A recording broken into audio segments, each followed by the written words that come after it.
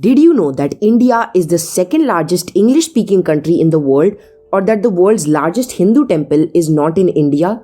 It's truly a fascinating country. So, here are my top 40 facts about India which will blow your mind. You might know that India has the most number of Hindus in the world, with about 80% of the population adhering to the religion.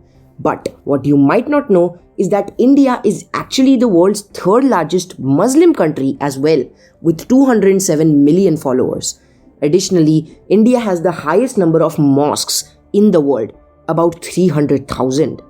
In 1928, India was so good at hockey that the British actually withdrew from the Olympics so as to not suffer an embarrassing defeat from its own colony.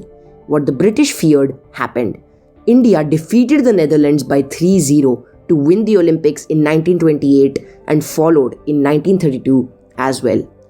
The world's lightest satellite was not built by a renowned space agency like NASA or JAXA, but by a bunch of space enthusiasts from Chennai in Tamil Nadu in India. It weighed just 64 grams. Next, India is the world's second largest English-speaking country with over 125 million or 12.5 crore speakers. For some context, that is more English speakers than the UK, Australia and New Zealand combined. The Kumbh Mela in 2001 was attended by 60 million or 6 crore people. The crowd was so massive that it was actually seen from space. Now, here are some facts about India that speak a lot about its geography, history, and its position in the world. India is named after the river Indus, around which the Harappan or the Indus Valley civilization was built. That is the oldest bit of recorded history in India. By the way, speaking of the Indus Valley civilization, it was also the world's largest civilization in the world at that time. It was also the world's oldest urban civilization. Weirdly, the largest Hindu temple in the world is not actually located in India. It is not even located in a Hindu majority country. The Angkor Wat temple in Cambodia, dedicated to Lord Vishnu, is the largest Hindu temple in the world, built by King Suryavarman II in the early 12th century. You probably know that Mahatma Gandhi is called the father of India and that he was assassinated in 1948. However, what you might not know is that due to the assassination of Mahatma Gandhi, the Nobel Peace Prize was not awarded in 1948. It was to be awarded to Mahatma Gandhi ji, but it was left unassigned in his honor after he was assassinated. It was in India that Hinduism, Buddhism, Jainism and Sikhism, four major religions of the world, accounting for 1.5 billion people or 19% of the world population today, originated. In fact, let's talk on the subject of India's population. India is the second most populous country as of now and is soon to be first, overtaking China as well. 1.4 billion people live here, which is 18% of the whole world's population. India is very diverse. There are 2,000 different ethnic groups in India and over 20,000 languages. Not to mention, every major religion is adhered by some portion of the population in India, like Hinduism, Islam, Christianity, Buddhism, Sikhism, Jainism, Judaism, and even actually Zoroastrianism. India has the most Hindus, the third most Muslims, the most Sikhs, the most Jains, and also the most Zoroastrians. Boy, that is impressive. The Amritsar Golden Temple is one of the most dazzling architectural monuments in India, but is also a site of generosity and compassion. The Sikh temple is open to people of all religions. Every day, it serves a simple vegetarian meal, often to over 50,000 people. What's even more impressive is that almost all the ingredients are donated. Here is a fun fact about an Indian airline, Go Air. This is a budget airline that predominantly hires female flight attendants. Why? Well, because they say that female attendants are, on average, lighter than male attendants by about 15 to 20 kilograms. And thus, this weight saving would ultimately lead to the conservation of $500,000 worth of fuel per year. The City Montessori School in Lucknow is the world's largest school in terms of students, with over 45,000 students. India is the world's largest milk producer and produces 16% of the world's milk. It also produces 70% of the world's spices. India is the second largest producer of tea, right behind China. India has the world's second largest road network, the second largest rail network, and the largest postal service in the world. India's road and rail networks are right behind the USA's respective networks. Cows are considered sacred in India. Thus, it is no surprise that India has the largest number of cows in the world, with 283 million cows in the country. Let me repeat that number: 283 million. That is more than the population of Indonesia. You might know that the Bollywood industry produces the highest number of movies in the world. But what you might not know is that Bollywood is not the only film industry in India. You also have Tollywood, Collywood, Gollywood, and all sorts of other woods. And they are not small film industries by any means. 200 films are produced by the Tollywood industry each year, for example. India is home to the world's biggest family, one man, with 39 wives, 94 children, and 33 grandchildren. The family lives in a 100-room, 4-story house set amidst the hills of Baktwang village in the Indian state of Mizoram. In some places in India, Coke and Pepsi are used as pesticides.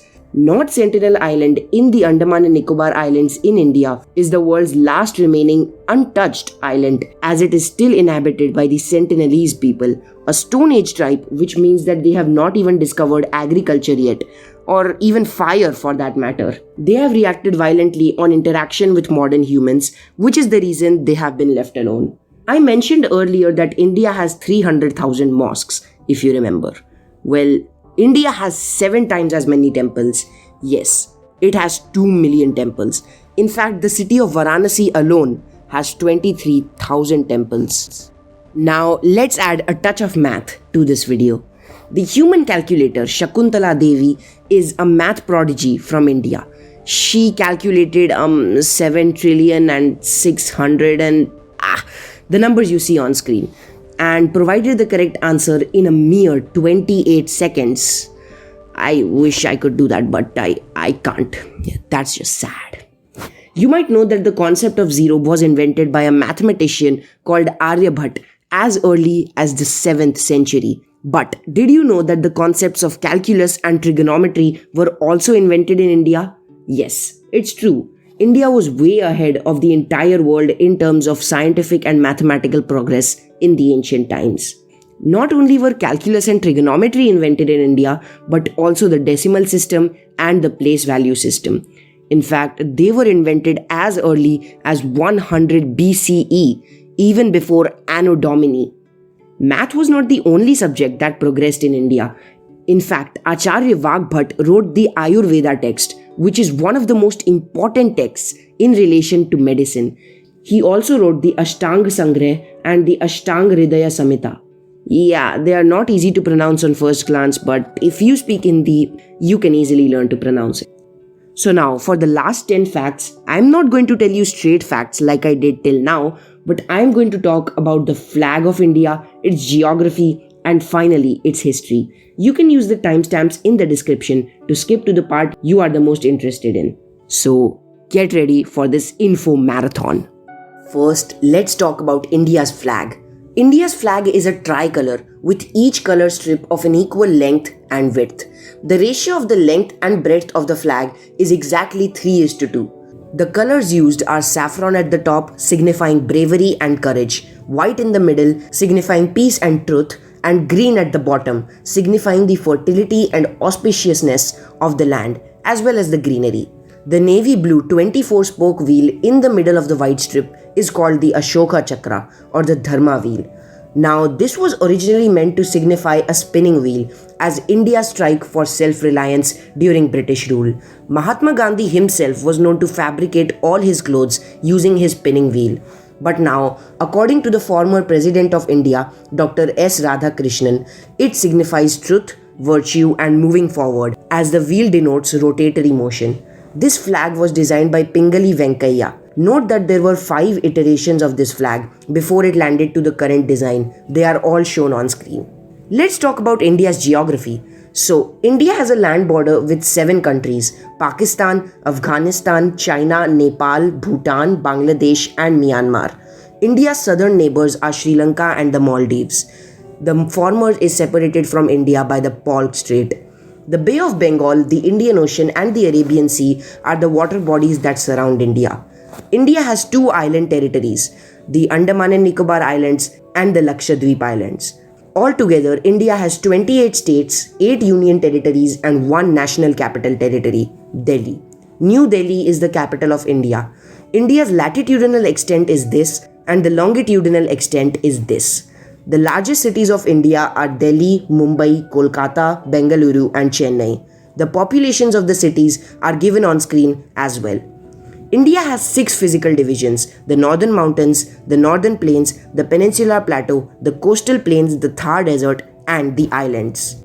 The Northern Mountains consist of the Himalayas, the Karakoram Range, and the Purvanchal Range, which means Eastern Mountain Range. It is known by different names in different parts of India. The tallest peak in the world, namely Mount Everest, is located in Nepal in the Himalayas. However, the second highest peak, K2, is located in the Karakoram Range in India. The Himalayas literally mean abode of snow and consist of 3 mountain ranges itself. They are the Himadri, Himachal, and Sivalik ranges. The Himadri is the highest range, Himachal being next, and the Sivalik range being the lowest. The northern plains are located below the northern mountains and above the peninsular plateau. It has an average elevation of just 300 meters above mean sea level and is much lower than the mountain ranges. It exists because of the deposition of alluvial soil by rivers flowing through these plains like the Ganges, the Brahmaputra, and their tributaries. Most of these rivers originated from the northern mountains. This is the lifeline of India because this is where most of India's food is produced.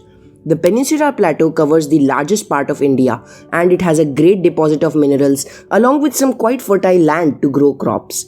It consists of the Deccan Plateau, the Malwa Plateau, and the Chota Nagpur Plateau. The coastal plains lie on either side of the Peninsular Plateau and are called the Eastern and Western Coastal Plains. The Thar Desert is located mainly in Rajasthan, while the islands are the Lakshadweep Islands and the Andaman and Nicobar Islands. The southernmost point of India is the Indira Point and lies at the tip of the Nicobar Islands, while the southern tip of the mainland is Kanyakumari. Now, let's finish this info marathon with history.